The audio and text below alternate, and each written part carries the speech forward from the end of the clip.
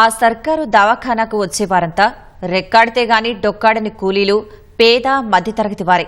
తమకొచ్చే జబ్బులకు సంజీవనిలా భావించే ఔషధాలు మాత్రం అరకొరగా ఇచ్చి చేతులు దులుపుకుంటున్నారని రోగులు ఆరోపిస్తున్నారు. సగం మందులు బయట కొనుక్కోమనడం తమకు ఆర్థిక భారంగా మారిందని వాపోతున్నారు. బయట కొనే స్తోమత లేక బడుగు జీవులు బావురుమంటున్నారు. ఉత్తర తెలంగాణకు తలమానికమైన వరంగల్ ఎంజీఎం ఆసుపత్రిలో రోగుల అవస్థలు అంతా ఇంతా కావు.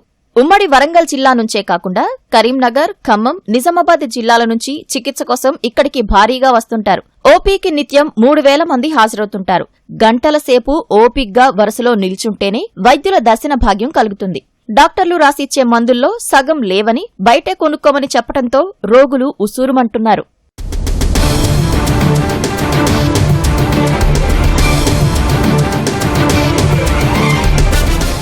ఇటీవల మంత్రులు పొంగులేటి శ్రీనివాసరెడ్డి, కొండా సురేఖలు ఎంజీఎంలో మందులన్నీ ఉచితంగా రోగులకు ఇవ్వాల్సిందేనని ఆదేశించారు. తొలుత పరిస్థితిలో మార్పు వచ్చినా మళ్లీ షరా మామూలుగానే మారిపోయింది. బయటి దుకాణాల్లో మందులు కొనటం రోగులకు భారంగా మారుతోంది. డబ్బుల్లేని వారు కొన్ని ఔషధాలతో సరిపెట్టుకోవాల్సిన దుస్థితి. సర్కారీ దవాఖానాలో అందుతున్న సేవలను మరింత మెరుగుపరచాలని రోగులు కోరుతున్నారు.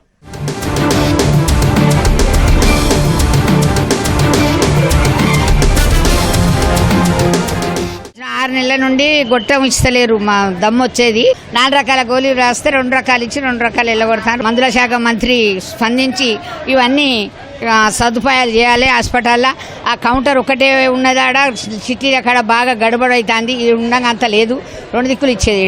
ఇంకో కౌంటర్ పెట్టాలి.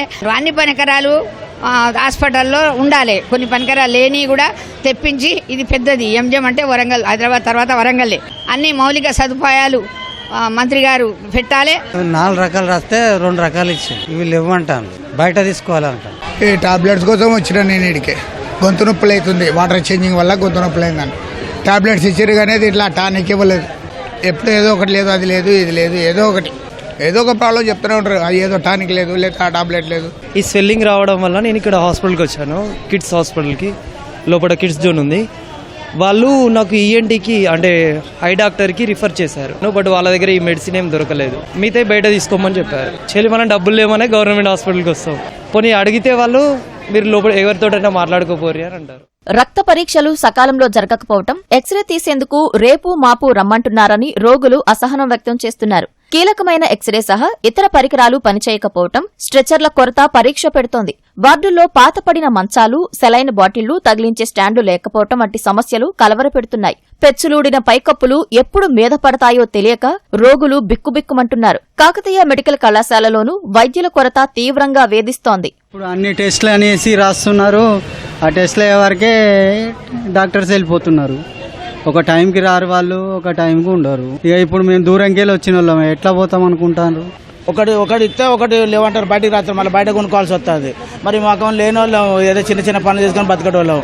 మరి అన్ని గవర్నమెంట్ హాస్పిటల్ మీద నమ్మకంతో పైసలు పెట్టలేక ఈ గవర్నమెంట్ హాస్పిటల్ వస్తాము.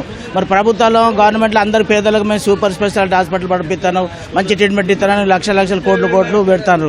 మరి ఇక్కడ మాకు సరిగ్గా అన్ని లేవు. మాకు అన్ని రకాలుగా ఇక్కడే ఇస్తే అంత మంచిగా గవర్నమెంట్ కూడా దండాలు పెడతాం. అడగని అన్ని వాళ్ళు ఇష్టానుసారి పెడతారు. గవర్నమెంట్ చేయాల్సింది ఒకటే, విద్య ఉచితం ఇవ్వాలి, వైద్యం ఉచితం చేయాలి. 2 ఇస్తే చాలు, ప్రపంచం మొత్తం మంచిగానే అవుతుంది. ఉన్నోడు ఎట్లన్నా పెద్ద హాస్పిటల్ పోతారు, పైసలు ఉండవు. పైసలు లేని వాళ్ళు ఇక్కడికి వస్తారు. మరి ఇక్కడికి వచ్చిన వాళ్ళు గవర్నమెంట్ కాపాడుకోవాలి. బాగా నిర్లక్ష్యం అయితే బాగున్నదండి. ఎన్నటికి అయినా కూడా ఈ హాస్పిటల్ మాత్రం చేంజ్ కాదు. ఈ గవర్నమెంట్ హాస్పిటల్ వెనకట్లో ఉన్నది చూసినా పొద్దున నా కొడుకు దవాఖాన పోతా అన్నట్టు అదే సేమ్ యాస్టేజ్. ఇంకా మార్పు వస్తలేదు. మార్పు రావాలంటే కఠినమైన శిక్ష ఉండాలి. ఇక్కడ ఓపిక వచ్చేసరికి మళ్ళీ ఎమర్జెన్సీ పోవంటున్నారు. అటు ఎటు కాకుండా మేము అయిపోతున్నాం. ఆ ప్రాబ్లమ్స్ మాకు సాల్వ్ అవుతలేవు. ఉన్నతాధికారులు మాత్రం నిధులు, ఔషధాల కొరత ఏమాత్రం లేదని చెబుతున్నారు. ఒకటి అరా ఉంటే ఇబ్బందులు తలెత్తకుండా చర్యలు తీసుకుంటున్నామని స్పష్టం చేస్తున్నారు. ఇప్పుడు మనకు బేసిక్ చికిత్సకు కావాల్సినవన్నీ ట్రీట్మెంట్కి ఎక్విప్మెంట్ ఉన్నవి.